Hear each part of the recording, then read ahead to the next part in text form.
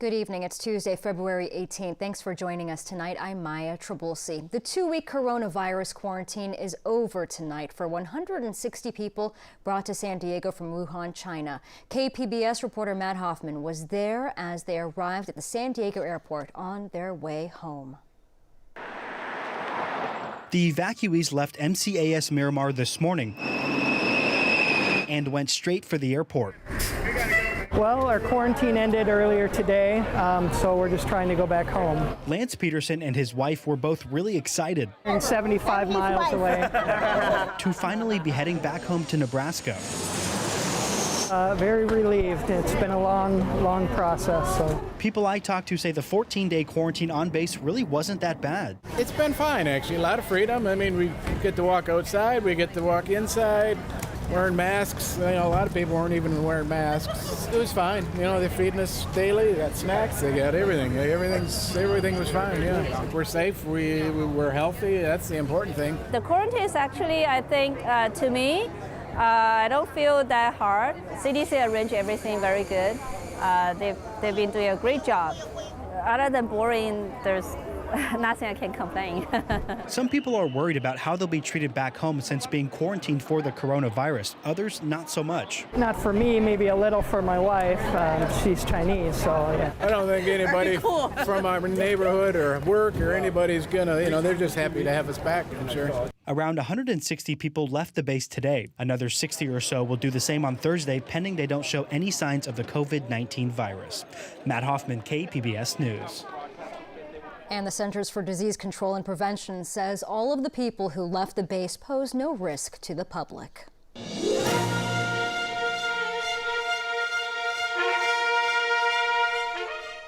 We're now just 2 weeks from the California primary, one of more than a dozen Super Tuesday states. Among the Democrats running for president, one is holding a big edge, but there is some movement. The latest NPR poll shows Bernie Sanders up 12 points nationally. His support has grown in recent days, and so has the support for former New York Mayor Michael Bloomberg. He's now at 19%.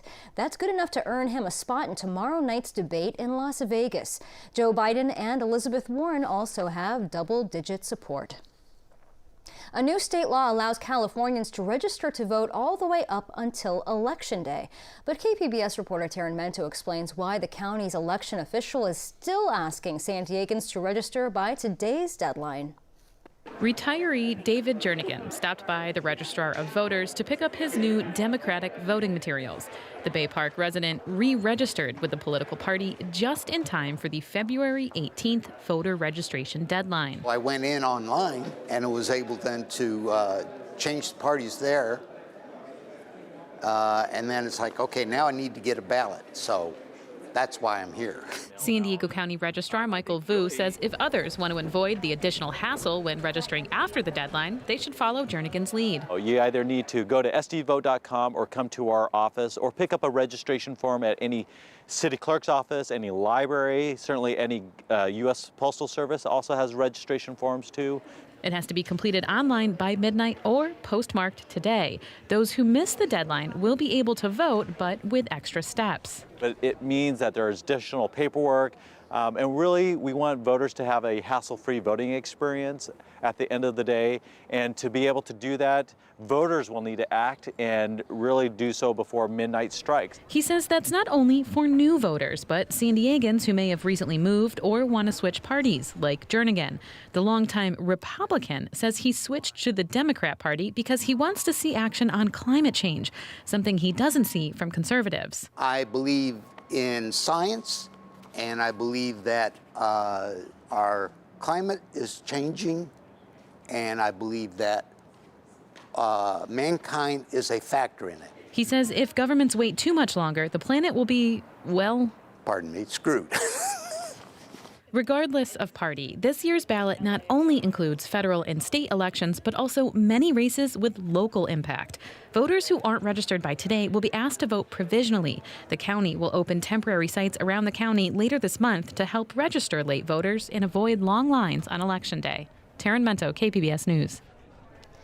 President Trump is in Southern California for a fundraising dinner in Beverly Hills. He is also talking politics. The president is meeting with organizers of the 2028 Summer Games.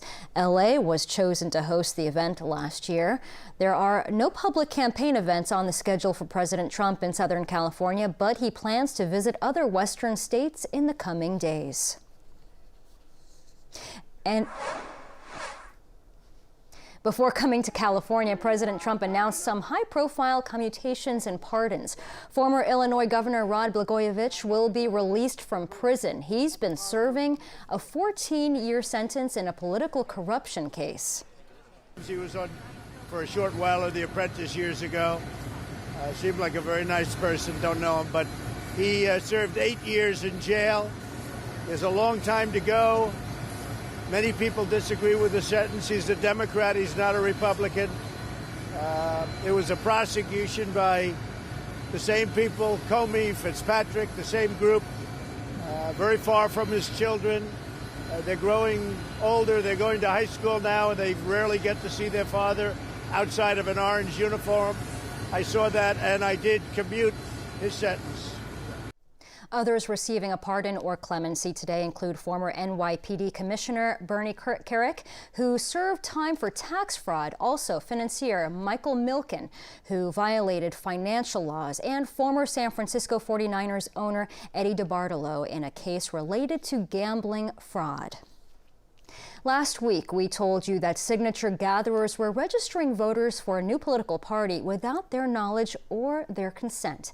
Now, KPBS investigative reporter Claire Tragesser says that reporting has led to a criminal complaint. KPBS found that at least 30 people listed as Common Sense Party members had never heard of the party and had no idea they were registering as party members. All were signed up by paid signature gatherers.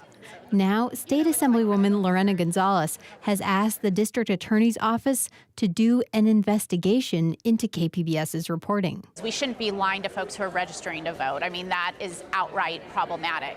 Gonzalez was also troubled by KPBS's finding that the majority of registered Common Sense voters were young and from lower-income urban communities that she represents, including Barrio Logan and City Heights. Communities where voters aren't always as engaged, they're busy, they're working multiple jobs, they're trying to get by. And so when you're preying on in particular, South of 8 voters that I represent, I wanted to know why and how it could be corrected. The Common Sense Party was formed by moderate Republicans as an alternative to Democrats and Republicans.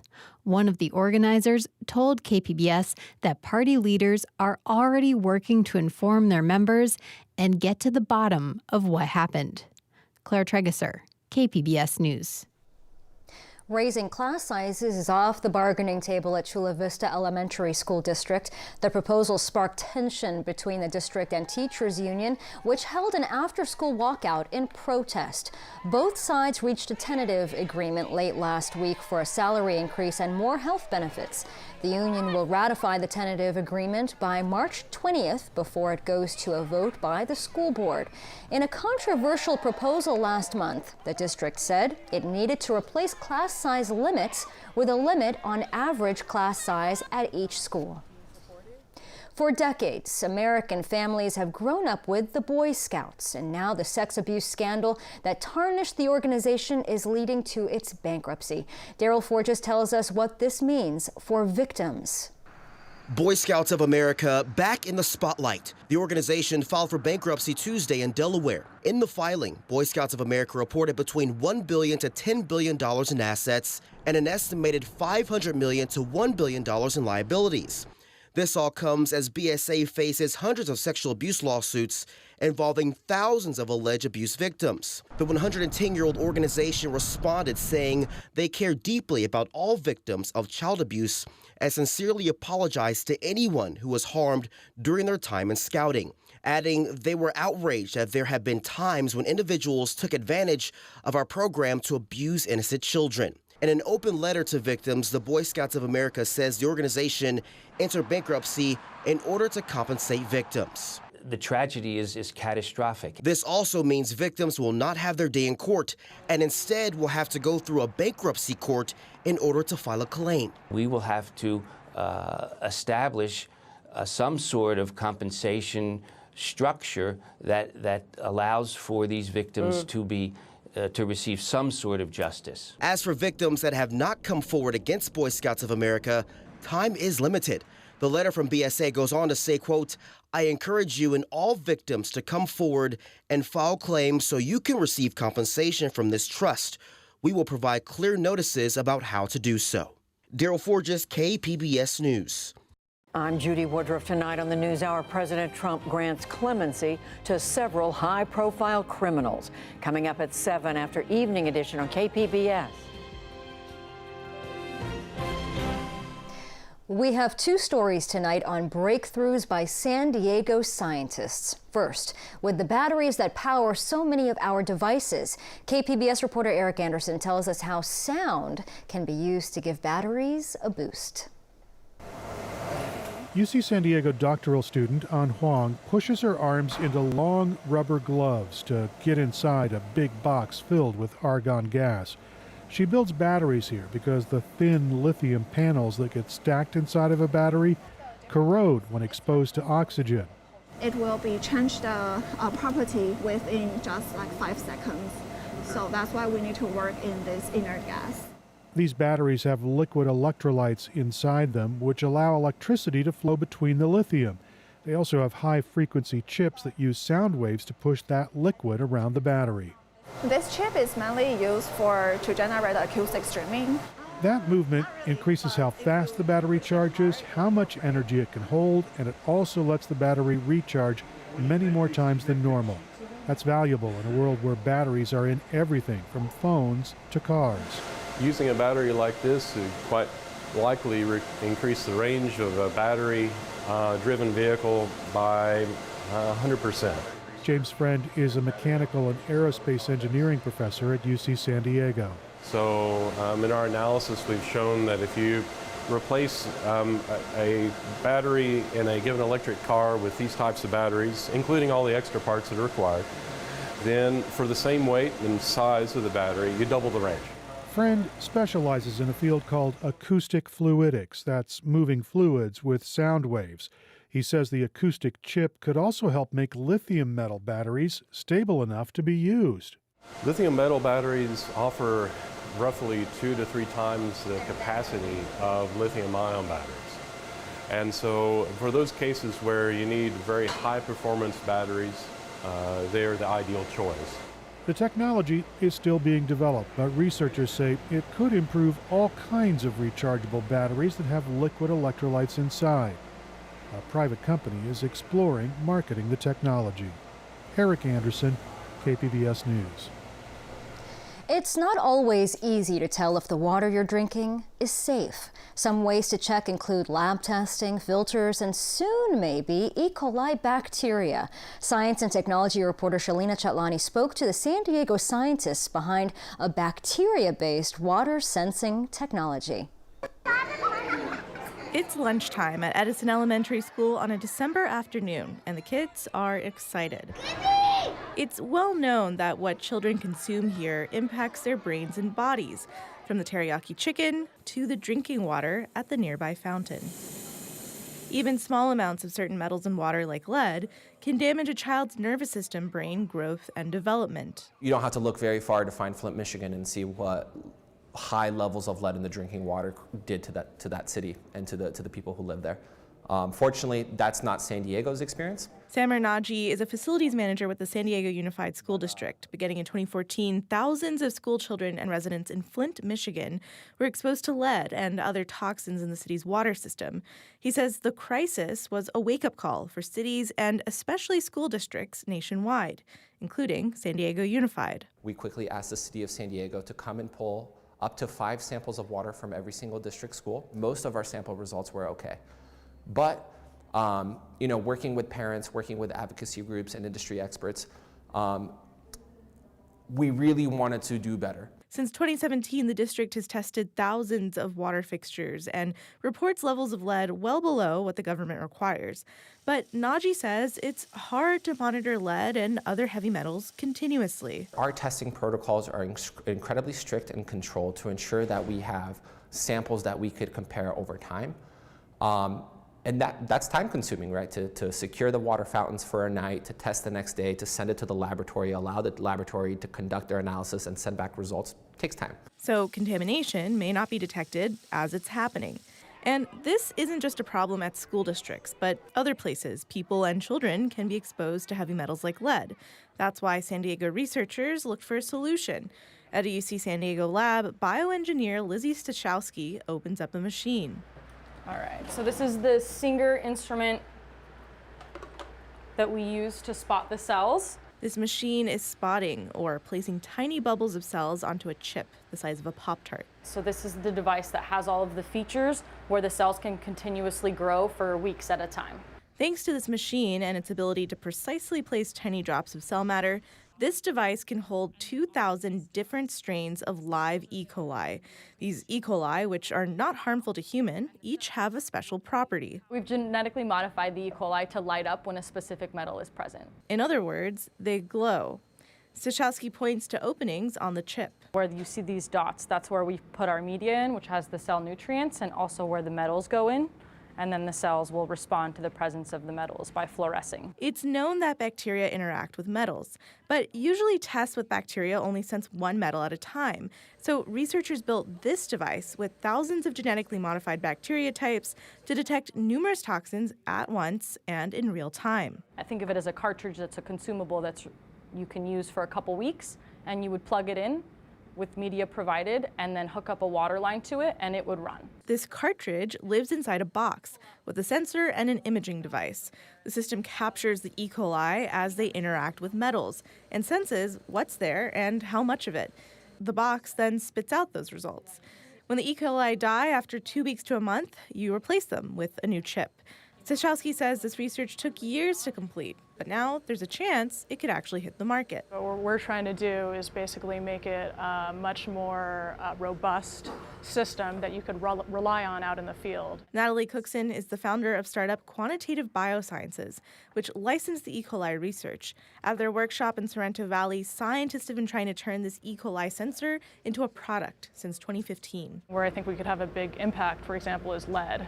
So lead is the kind of thing where the contamination kind of comes in these bursts. If you could deploy our sensor in an area of concern where you might have, lead contamination coming and going, that way you would catch the event, right when it happened. Cookson says that later this year, the company plans to deploy a sensor at a government site. Right now, the package costs around $5,000, but the company wants to make it smaller and cheaper. Ultimately, if we could get one of these in every, drinking fountain at schools, for example, or even in homes, that would be the ultimate goal. Our sensor is not quite, I think, at the size that it would need to be and to enter that market. She says there's still some work to do in finessing the product and collecting more data to prove it works in the field. In the meantime, back at San Diego Unified, facilities manager Naji says it's still too early to know whether the sensor works, but he's definitely interested in finding out. We want to reach our public health goals. We want to minimize the amount of lead in the water. And if any new technology is developed that would help us do that, we're certainly interested in it. Shalina Chatlani, KPBS News. Fire season is year-round. You hear local and state officials say that all the time, and it's proving true up north, where crews have their hands full on the front lines. Rachel Wolf reports.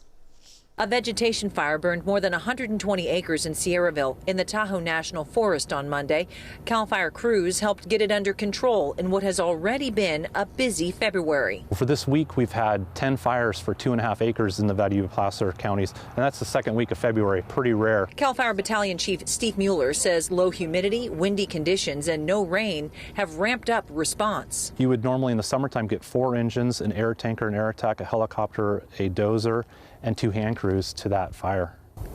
And we're seeing that in February. We're seeing that in February. You can see these heavy fuels, ladder fuels up into the canopy of the tree. That's what these crews are coming and reducing. Crews have cleared more than 800 acres between Colfax and Applegate. It's one of the 36 state projects approved by the governor to reduce fuels heading into wildfire season. Hundreds and thousands of personnel hours have gone into this fuel break. Here's a before and after picture of the North Fork of the American Canyon. Crews cut and clear vegetation down low before it spreads higher and becomes difficult to control. Once it gets into the canopy, then it starts throwing up embers and spots, and then not only do we have the main fire front, then we have spot fires. And then if it's windy, those spot fires carry ahead of the main fire 200-300, maybe even a quarter to a half mile ahead. About 15,000 who live in the area are grateful for the fire protection. We've already experienced two power outages because of the wind and how crazy it gets. Tyler Riccio is clearing defensible space around his home to help out, knowing the best way to fight a fire is before it begins. If we didn't have all this clearable space, we'd be trapped up here. And at last word, Rachel says the cause of the fire remains unknown. And it's been dry here lately, but that could change later this week. Regina Miller tells about a chance of rain in the forecast. Well, taking a look across Southern California here, we've got some clouds moving across just to the north here. We had some low clouds and fog early for today, but tonight we have mainly clear skies during the overnight hours. We will have some fog developing once again towards morning. Our temperature is at 53 degrees. We've still got that onshore flow around. And into San Diego, you're at 53. Chula Vista is at 50 degrees. Oceanside, we'll see some fog and maybe some low clouds around late. Your temperature drops to 44 degrees. And then looking ahead to Wednesday, we'll still have some of those morning clouds around and then some sunshine, and offshore flow sets up for the late week. So we'll be getting rid of some of that marine layer. But into San Diego, becoming partly sunny, a temperature of 66 degrees. In Chula Vista, morning clouds give way to some sunshine at 66. Borrego Springs is 80 degrees with plenty of sunshine. It is going to be warm here for your Thursday with that offshore flow. For the late week then, we do have a system swinging in, and by Friday night and Saturday, we have a chance for some rain in the forecast. So here's our forecast for the coast. We have fog giving way to sunshine for your Wednesday. Nice with some sunshine on Thursday, 71 degrees, so it's warmer. Saturday, we could see some showers around along the coast and cloudy skies. On Wednesday, inland areas, you've got fog giving way to sunshine at 73, and then warm with sunshine on Thursday. We've got that offshore flow. By Saturday, some showers around inland as well. In the mountain areas, we'll have plenty of sunshine for your Wednesday and Thursday with temperatures in the 50s. By Saturday, it is chilly, 43 degrees with showers around. And in the desert locations, nice with some sunshine on Wednesday at 80 degrees. We're at 78 degrees on Thursday. Even here, you could see some showers on Saturday. I'm Regina Miller, KPBS News. A new mixed-use project that includes affordable housing and a space for immigration and community services opened in San Ysidro today. KPBS reporter Priya Sridhar was there. Residents of the new Living Rooms at the Border project celebrated its official opening in San Ysidro today. Casa Familiar, a nonprofit serving residents of South San Diego, is responsible for the 13,000 square foot, $10 million space. It features 10 affordable housing units. Because of high demand, Casa Familiar held a lottery and 30 people moved into their new homes on February 1st. I just started living a few weeks ago, 1st of February. But I grew up here in this community, actually, a few blocks down the street. In addition to the housing, the nonprofit restored the Our Lady of Mount Carmel Church, which was built in 1927. They plan to offer immigration and financial services, youth barista classes, and rent out studio space to local artists. We need more of this in the region. We need projects and development that is mixed use and looks and thinks of community as a whole. Not just trying to pencil things out, right? Being creative, thinking of long-term affordability for families, thinking of what enriches quality of life. It's services, it's access to education, it's access to information, and it's space to just come together and celebrate and benefit from arts and culture and how that enriches our families and our lives. Organizers say they hope the project can become a cultural center for San Ysidro in the future. Priya Sridhar, KPBS News. Apple says its iPhone business will take a hit from the coronavirus. The health scare has forced the company to close many of its stores in China. Some are just now starting to reopen. Apple is telling investors that it likely won't hit its revenue goals as a result. There might also be a shortage of iPhones in the months ahead since production is based in China. Now, how about a toast to some of the lowest wine prices in 5 years? That's thanks to a grape surplus in California. And as Melinda Meza reports, it is also due to lower demand as Americans opt for liquor and cocktails. A time to toast for wine lovers. Happy birthday, happy birthday. The prices of wine are the lowest in the past 5 years. Lodi's such a great value anyway, we're happy for them to go down. The State of Wine Industry report says wine prices could even be the lowest in the past 20 years because in part of a surplus of grapes. I feel like it'll bring a lot of, tourists. Priscilla Kumar is celebrating her birthday with friends and with wine. She says the lower prices are welcome. That's always good news to us. Lower prices in alcohol, yeah. But the San Joaquin County Farm Bureau says that's not good news for everyone, especially grape growers. So they just cut their losses. In fact, the San Joaquin County Farm Bureau says growers are choosing to leave grapes on the vine because it would cost more to produce. Wine grapes being left in the field, and that's pretty sad. That's a lot of money that were left out.